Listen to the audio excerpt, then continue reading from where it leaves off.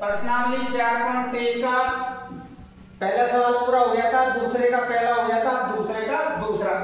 सवाल में बोला है दो क्रमागत धनात्मक पूर्णांकों का गुणनफल 306 है, हमें पूर्णांकों को ज्ञात करना है। तो दो क्रमागत पूर्णांक हमने एक तो मान लिया, पहला तो मान लिया x, पहला मान लिया x क्रमागत बोला है, और दूसरा क्या हो जाएगा x प्लस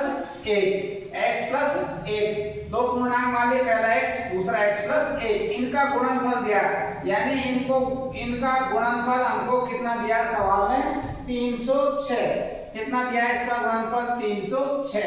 अब देखो x को x से गुणा करेंगे तो x स्क्वायर हो गया, प्लस x को x से गुणा करेंगे तब कितना आएगा x, और बराबर में 306, बराबर में 306। तो ये हो गया x square plus x square plus x, 300 का 306 का इधर पक्षांतर करेंगे तो ये हो गया माइनस में 306 बराबर 0, बराबर 0। ठीक है, इस प्रकार हमको इसको पहले तो पक्षांतर करना है और एक साइड लाना है। फिर हमको दो संख्या ऐसी ढूंढनी है जिनको गुणा करने पर तो 306 आ जाए और घटाने पर कितना आ जाए 1, घटाने पर 1। दो संख्या हमको ऐसी ढूंढनी है जिनको गुणा करने पर तो 306 आ जाए और घटाने पर कितना बचे 1 बचना चाहिए, घटाने पर 1। तो वो संख्या कौन सी है आपकी 23 और 22। 23 और 22 को गुणा करेंगे तो कितना आ जाएगा 306, और 23 में से हम अगर 22 घटाते हैं तो कितना बचेगा 1। तो इसका गुणनखंड हो गया हमारा x square plus 23x minus 22x minus 306 बराबर 0। इनमें से कॉमन लेना है, इनमें से कॉमन लेना है। इन दोनों में से क्या कॉमन आ रहा है x कॉमन आ रहा है। ये x की घात 2 इसका मतलब 2x है, तो एक x कॉमन ले लिया तो यहाँ क्या बच गया 1x बच गया। प्लस का चिन्ह है तो प्लस लगाएंगे। 23x में से x हमने कॉमन ले लिया तो यहाँ क्या बचेगा 23 बचेगा।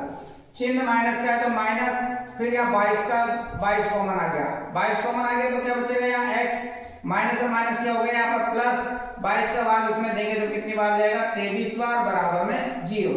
ये दोनों कोष्टक समान है आपके, इसको एक बार लिख दो x प्लस 23 बराबर 0 और एक हो जाएगा आपका x माइनस 22 बराबर 0, x माइनस 22 बराबर 0।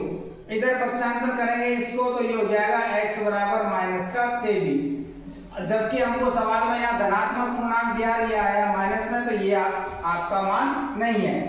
इसका पक्षांतर कर लो तो x बराबर कितना आ गया 22, x बराबर 22, यानी जो हमने प्रथम पूर्णांक माना था उसका मान तो कितना आ गया हमारा 22, x का मान कितना है 22। दूसरा पूर्णांक है तो इसमें हो गया ये 22 प्लस 1, 22 प्लस 1 यानी कितना हो गया 23। तो वो धनात्मक दो क्रमागत पूर्णांक है वो कौन कौन से 22 और 23। सबसे पहले आपको दो पूर्णांक मानने x और धनात्मक क्रमागत दिए x और x प्लस 1, गुणनफल दिया तो गुणा कर दो इनको, बराबर में 306। फिर हमको गुणा करना है, दो संख्या ऐसी पता करनी है, गुणा करने पर 306 आ गया, घटाने पर 1 तो 23 और 22। आगे इसको हल कर लिया, ये माइनस में आ रहा था तो इसलिए ये ऋणात्मक मान मान्य नहीं होगा। धनात्मक मान कितना आया हमारा 22, तो पहला पूर्णांक तो 22 हो गया, 22 प्लस 1 करेंगे तो 23 हो गया। अब दूसरे सवाल का तीसरा सवाल, इसमें सवाल है हमारा रोहन की माँ उससे 26 वर्ष बड़ी है, यानी रोहन की माँ रोहन से 26 वर्ष बड़ी है, उसकी आयु का गुणनफल अब से 3 वर्ष पश्चात 360 हो जाएगा। हमें रोहन की वर्तमान आयु ज्ञात करनी है। तो सबसे पहले हमने मान लिया रोहन की वर्तमान आयु कितनी है x, रोहन की वर्तमान आयु x, तो उसकी माँ की आयु कितनी हो जाएगी, माँ की आयु, माँ उससे 26 वर्ष बड़ी है तो ये हो जाएगा x प्लस 26 वर्ष, x प्लस 26 वर्ष। 26 वर्ष ज्यादा बड़ी थी तो 26 जोड़ के इसमें वर्तमान आयु। फिर उसने बोला है हमसे इसमें गुणनफल अब से 3 वर्ष बाद, 3 वर्ष बाद। तो पहले तो हमको देखो इनकी 3 वर्ष बाद की आयु पता करनी पड़ेगी। 3 वर्ष बाद की रोहन की आयु, रोहन की आयु ये कितनी हो जाएगी, बाद का बोला तो x प्लस 3, उसकी माँ की आयु कितनी हो जाएगी, माँ की आयु ये बराबर हो जाएगी x प्लस 26 और प्लस में 3, यानी कि x प्लस कितना हो गया, इस 29, x प्लस 29। ये 3 वर्ष बाद रोहन की आयु है और ये 3 वर्ष बाद उसकी माँ की आयु है। अब सवाल ने ये कहा कि इन 3 वर्ष बाद इन दोनों की आयु का गुणनफल, यानी x प्लस 3 और ये x प्लस 29, इनका गुणनफल हो जाता है 360।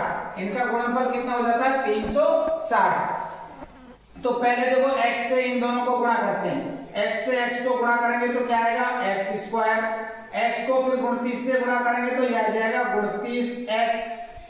अब x से दोनों को गुणा कर लिया तो 3 से गुणा करना, फिर दोनों को 3 को x से गुणा करेंगे जब आएगा 3x और 3 को 29 से गुणा करेंगे 9 × 27, 2 3 दूनी 6 2 8 बराबर में 360, बराबर 360। अब x स्क्वायर का तो x स्क्वायर प्लस ये भी प्लस का ये भी प्लस का जोड़ेंगे, 29 में 3 जोड़ दो, कितने हो गए 32x। ये इसका पक्षांतर कर लेते हैं इधर, या 360 का पक्षांतर कर लेते हैं। ये प्लस में 87 है, 360 इधर आएगा तो किसमें हो जाएगा माइनस में, बराबर में 0, माइनस बराबर 0।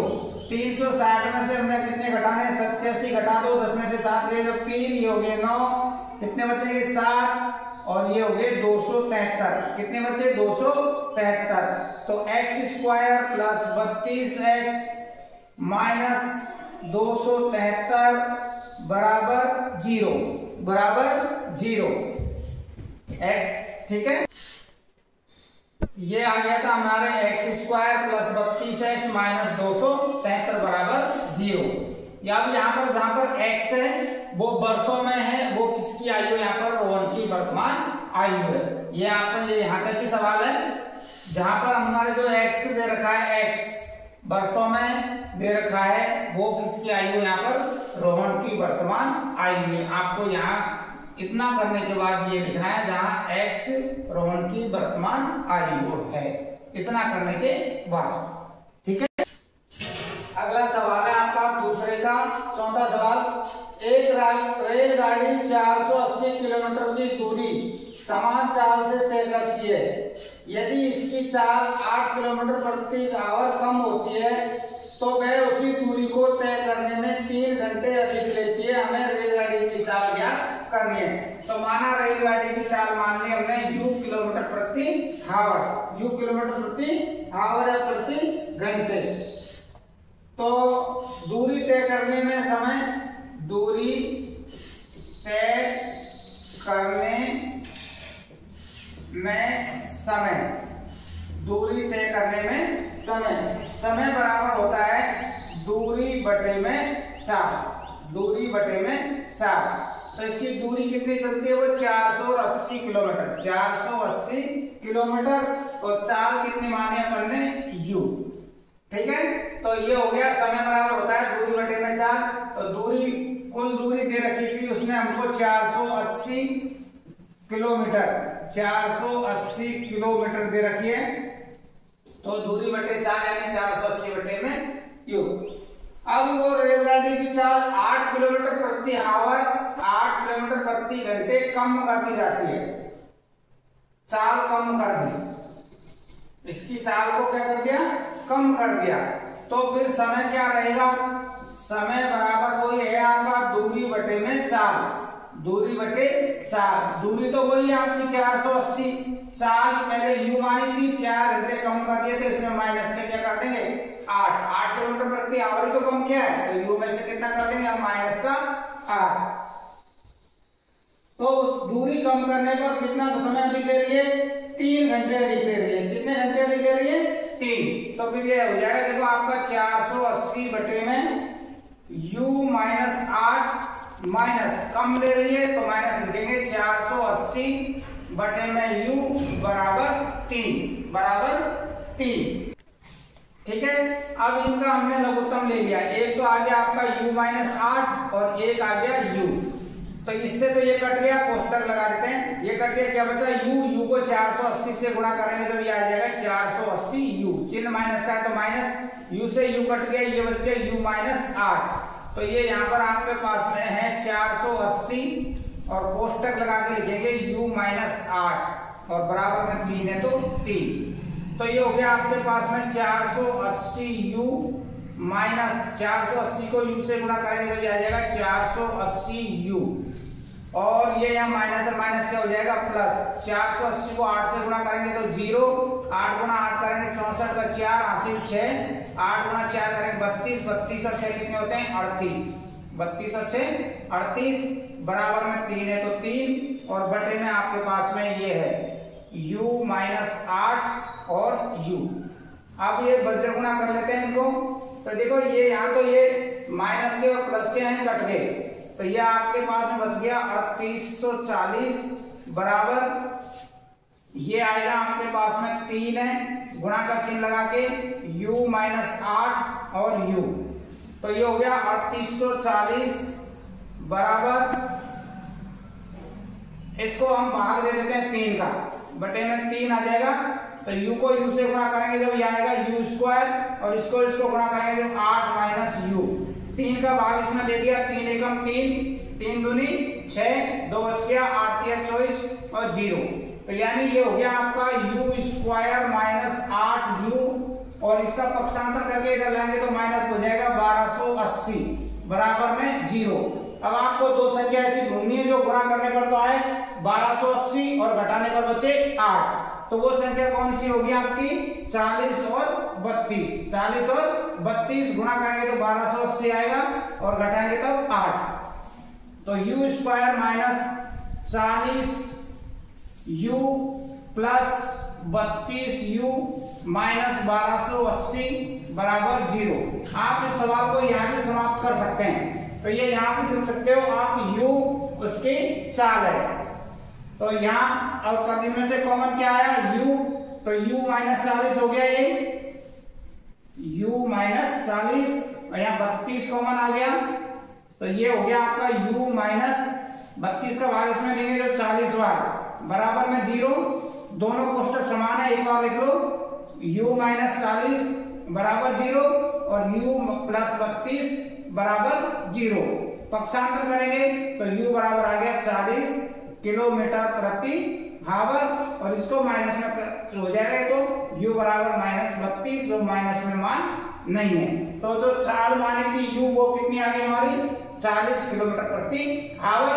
आप ये यहाँ भी सवाल को समाप्त कर सकते हैं और यहाँ भी कर सकते हैं। इस प्रकार ये 4 नंबर की प्रश्नावली आपकी पूरी।